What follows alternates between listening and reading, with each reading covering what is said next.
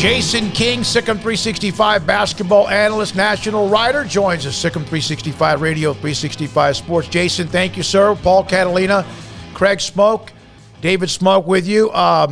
They blew a tire last night. I know Oklahoma shot the ball crazy from three, but how disappointing was that, in your opinion, after they had made such a surge to end the regular season? Yeah, I was disappointed with how they played, and I think Scott Drew said it best. I just felt like the energy was there. You know, it's easy to say Oklahoma was shooting lights out, but, you know, when you're not in their face and contesting the shots, I mean, there's a lot of college players that are going to go 11 to 21 from three. I just felt like they were getting great looks. They were moving the ball. Baylor just didn't seem to have that extra pep in its step that it's had, you know, so much of the last, 2 or 3 weeks of the regular season. So, to tell you the truth, though, I mean, when you really look at the numbers, Baylor goes 3 of 20 from three. One of their best players, Adam Flagler, scores 2 points. Obviously, Cryer doesn't play, and they still end up losing by only 5 points to what I think is a really underrated Oklahoma team. So, I never like it when Baylor loses, but I tell you what, I think in the long run it might be a good thing. They'll get those extra few days. It'll be a bit of a wake-up call. I think they're going to come out with some really good energy next week. Do you think that they will be knocked off the one line? Well, Auburn losing today, I think, helps Baylor's cause to be a one seed. The thing is, I'm not sure it matters. Even if they are a one seed, and I'm going a lot, as you guys probably do, by what Lenardi is saying, but I mean, if they're the fourth number one seed or the first number two, I mean, they could still end up being, out of San Antonio. That's why I think that loss hurt them, is because, you'd think they'd want to start close to home and play in San Antonio. And I think if they would have won that in the Sweet 16, if they were to make it, I think if they were to have won that game last night, we would have seen that. Now it's all kind of up in the air.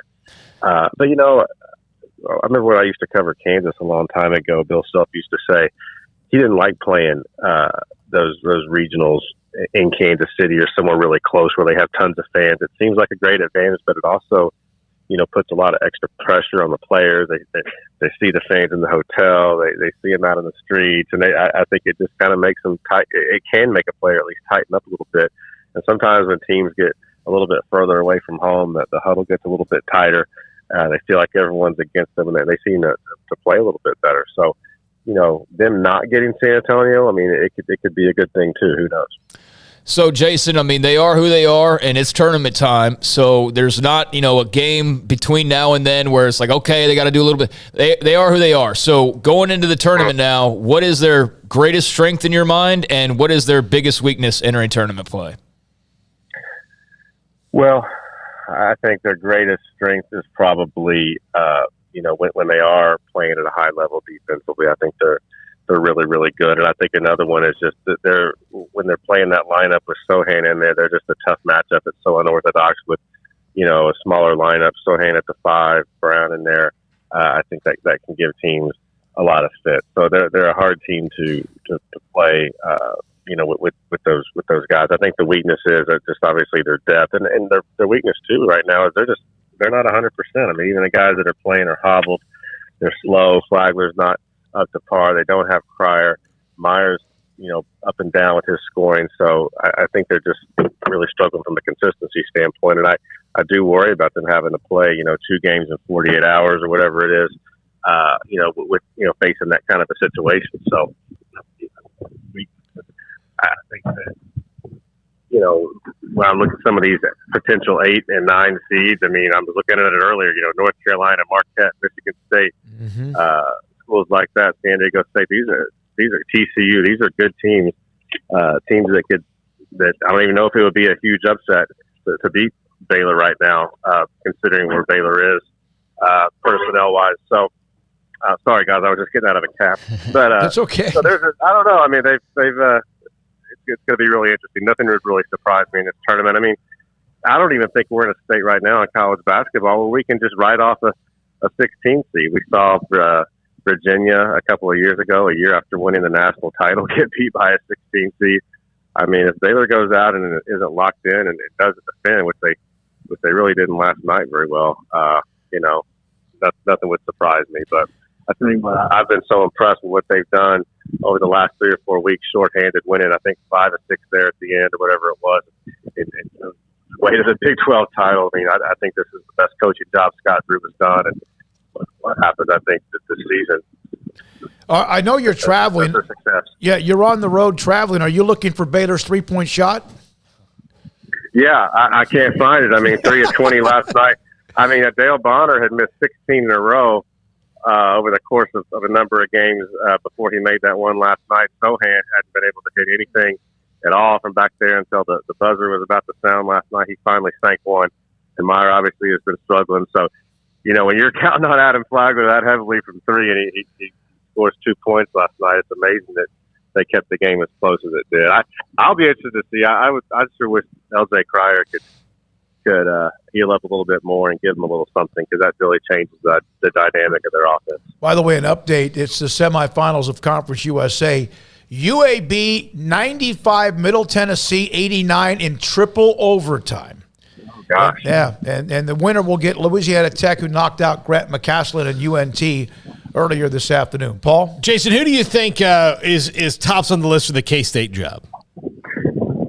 Oh, gosh. I haven't looked into it. You know, a few weeks ago, the names that were – because I think everyone knew this was coming. And, I mean, I heard Grant McCaslin's name tossed around. You know, the Drake coach, Darren DeVries, popular name, especially because he would bring his son, who was a really good player, along with him. You know, Leon Rice has been doing great things at Boise State for a long time. I would have said Steve Forbes at Wake Forest. He's a Midwest guy, but he just got locked up to a big contract. So, I don't know. That'll be. I think with that K-State job, it's important to find a good fit. I mean, those fans want a certain type of guy. They want the gritty, hard-nosed guy that's kind of like one of them. And it's sad to me that Bruce Weber can go in there and win 2 league titles, which they hadn't done since 1977, and people didn't like him at all. You know, I mean, so they don't want a good coach. They want a personality, I think, and a real blue-collar kind of guy. So that's what I think that they should at least try to target to make those fans happy, because those fans have a really warped description of who they are, I think, sometimes. Jason, what are your thoughts on Oklahoma after that big win over Baylor? Obviously, they're playing for something, and then there's Texas Tech meet up later on tonight, late tip time. But Red Raiders and Sooners, what are your thoughts on that semifinal? Man, first of all, I can't believe Texas Tech won as big as it did last night. Kudos to them.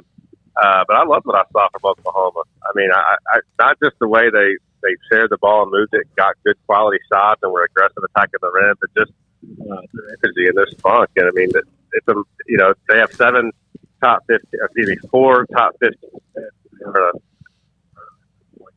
think they'll come out with good energy again. I think that'll be the best game of the day, probably even better than the Kansas TCU game. I still lean with Texas Tech. Watching that one. Jason, one quick question, and if I know you got to go as you're traveling. If in fact Oklahoma, and I don't know if they'll even, obviously Texas Tech could take them out, and should take them out. But if they were to pull off the shocker this weekend in Kansas City, would that be 7 teams in the Big 12, or could that knock out Iowa State?